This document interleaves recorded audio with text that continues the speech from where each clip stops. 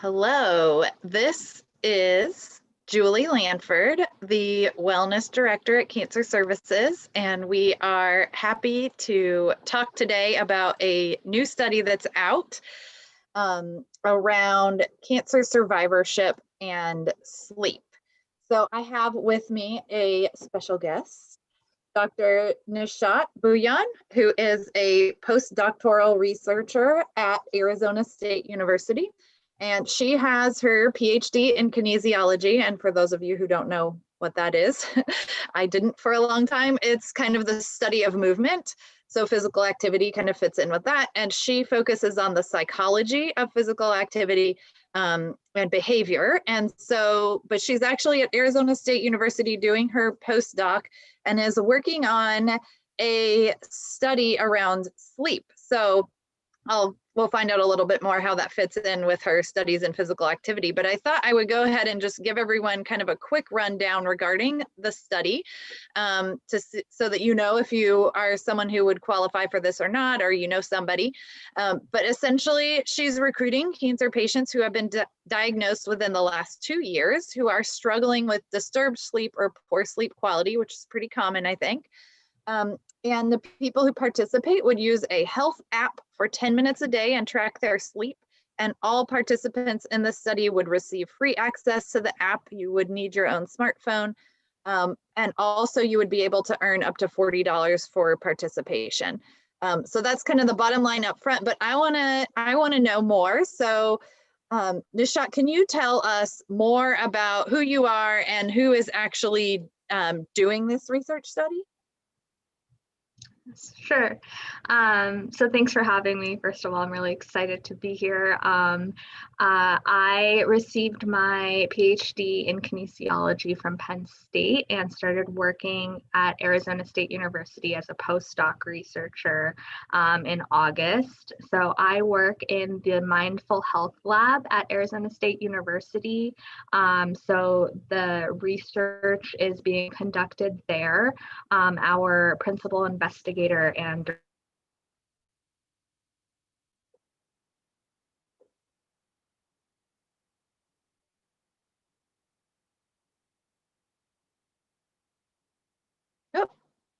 Looks like we got stuck. Let's see if we can figure out our technology. See if we can get her back.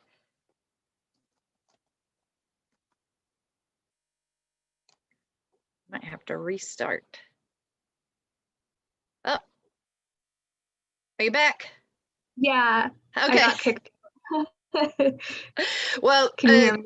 Yes. So the last thing I heard was that you were in the Mindful Health Lab. Yeah, correct. Yeah, so I'm in the Mindful Health Lab at ASU.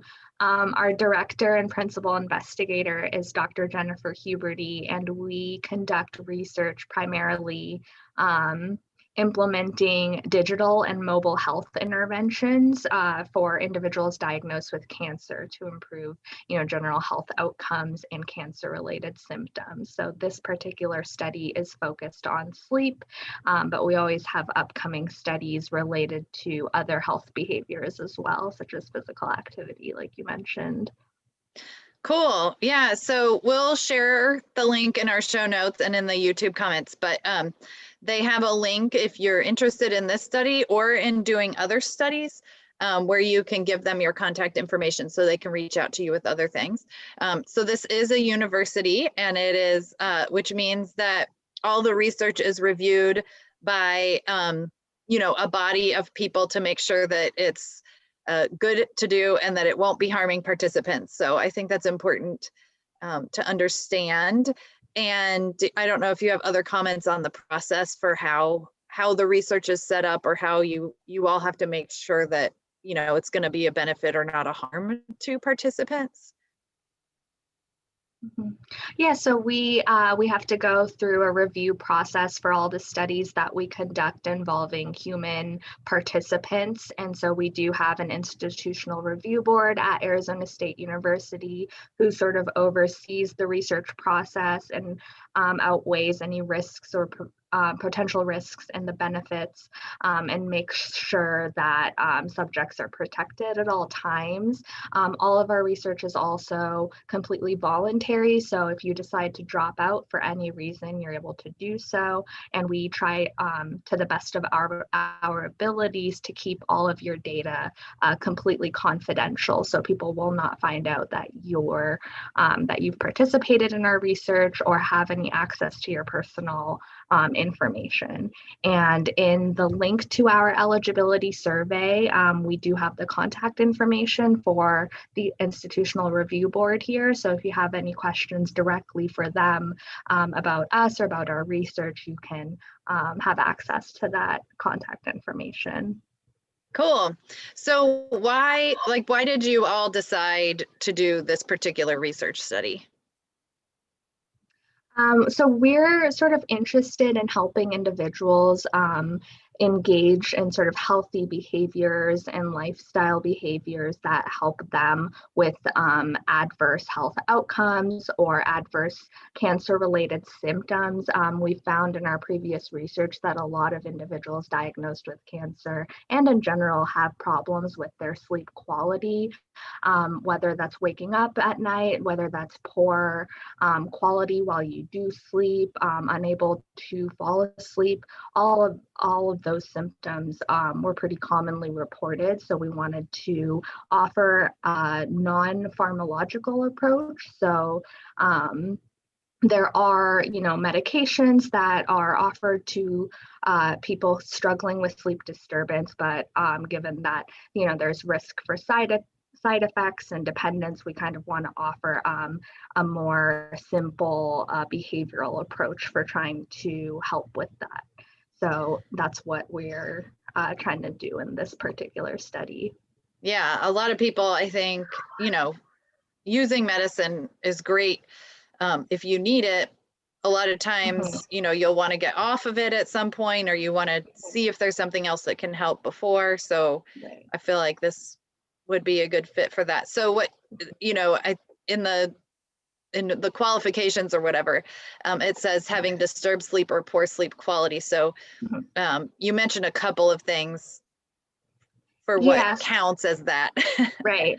Yeah. So our eligibility survey kind of takes you through what we call the Pittsburgh Sleep Quality Index. It's a specific survey that goes through a lot of different questions related to your sleep quality, what time you go to bed, what time you wake up, how many hours you usually get, and a lot of different questions asking about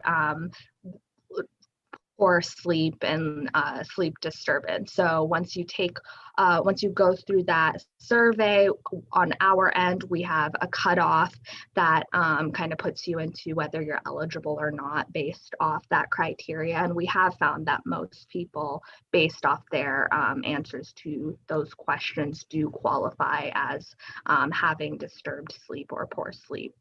Yeah, probably a lot of people right now, cancer or not, but for sure, yeah, I've found a lot of, just having a diagnosis can cause a lot of anxiety or just things that can disturb your sleep on top of everything, treatments or whatever else. So I think a lot of people probably would qualify. So they have a special, easy to remember link, bit.ly/cancer wellness study. And we'll put that in the show notes and also in our YouTube comments so that you all can go fill that out and see if you're eligible for this particular study, or if you're not eligible for this particular study, you can get on their list for any future studies that you might be interested in. And that list is that specifically for the Mindful Health Lab? Yeah.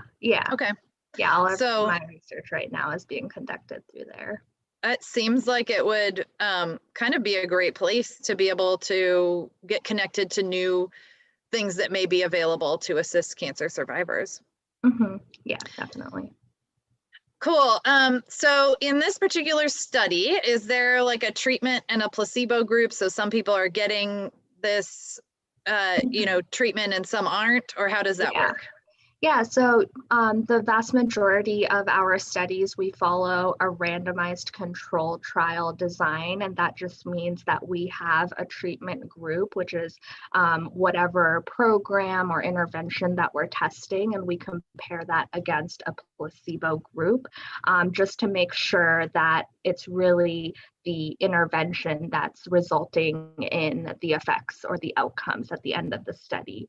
And that's just a way to control for that, essentially. But in our lab, whatever treatment we're offering to the treatment group is always offered to whoever is randomized into the placebo group after the study. So you'll always have access to whatever we're offering to all participants.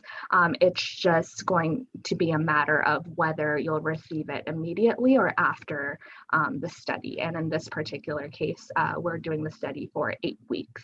So after the 8-week study period, if you were in the placebo group, you will have access to the app that we're offering to treatment participants.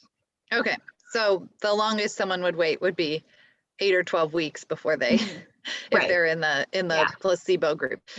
And from a research standpoint, it's helpful to have people in a placebo group so that you can tell if time itself is helping people sleep or if your actual intervention is helping their sleep. Yeah. So, sometimes I think us as humans, we're like, no, I want that intervention, so I don't want to be part of the placebo. But ideally, we're all participating kind of in research as a way to not just benefit ourselves, but to benefit other people who come behind us. And so, yes, we still need people in the placebo group. But don't worry, you still get to benefit. Yeah, and in our study, we are offering an app to our placebo group. It's just different. It's just going to look different, and the activities that you do within the app are going to be a little different from the treatment group, but you will still be engaging in about 10 minutes of some sort of health activity or have access to health education material during the study period. So you will have something to do during the study.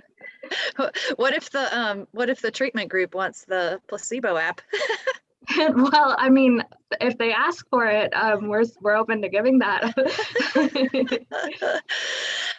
Okay, what else do I need to know? So if, like, I figured while you're on here, since you're kind of an expert in this area, if we have people who are hanging on listening to our session today and who aren't within that 2-year window, but do want to know what kinds of things they could do maybe to benefit their sleep or, their overall wellness, what kinds of things do you suggest for them? So the research that I've been trained in graduate school has always focused on physical activity. So I'm pretty well versed on the overall health benefits of physical activity in general. That helps with reducing your risk for a lot of diseases and chronic conditions. And there is a body of evidence that kind of links engaging in the right amount of physical activity and improvements in sleep quality. So it's definitely helpful. So the minimum national guidelines for physical activity are 150 minutes of moderate intensity activity or 75 minutes of vigorous intensity physical activity, or a combination of the two per week, along with 2 days of strength training. But even if you're not at that level yet, I would just encourage everyone to increase even your light intensity activity, and just, the new message that's being promoted with the national guidelines is just move more and sit less. And I think even small improvements in activity and just being more active throughout the day can definitely help with your sleep. And then I would also just recommend, sort of general sleep hygiene tips. So that includes sort of limiting electronics and caffeine intake right before you go to bed, and kind of keeping your bedroom clean and cool and dark, and just a good place for you to go to bed at night, and sort of limit your and just getting exercise throughout the day is always helpful. I did see a recent headline about, moving, just, that it doesn't have to be a lot at a time. And I think Right. Yeah. what for me, it's been interesting, working from home a lot more now. Uh, hmm I do not just naturally throughout my day, I'm getting less movement. And so I have to be Right. more intentional about it because Yeah. walking to my home office is not the hmm same amount of time not sitting basically as when I would walk to my car and then get out of my car and walk in my office Yeah. and, carry things around. Yeah. And so I do think that, for those of us who maybe don't have a commute, but our hmm commute may have provided a little bit less sitting time, it's kind of a trade-off. Yeah. But finding ways to be physically active is a great way to hmm try to improve sleep and general hmm overall wellness. Yeah. We do a program at Cancer Services called Move More, Stress Less to just sort of encourage people over an 8-week period. So I think we're starting that in March for anyone who's looking for Okay. that. So Yeah. anyway, I think that's it from our questions for today. So make sure that if you're interested in this, that you sign up. There is limited spots for this particular study. It's not full yet, but I would say if you're interested to go ahead and see if you're eligible, fill that out so that you can, get in and get started. Anything else from your end? No, I'm just wanted to thank you again for having me on. I'm glad I was able to share about our study with your listeners. And I'm excited to have anyone who's interested fill out our eligibility survey or go ahead and contact us, and we'll be happy to have you in our research. Awesome. Thanks so much, Dr. Bhuiyan, and we will do what we can, get you some good people. Thank you. Thanks so much. Take care. All right, bye.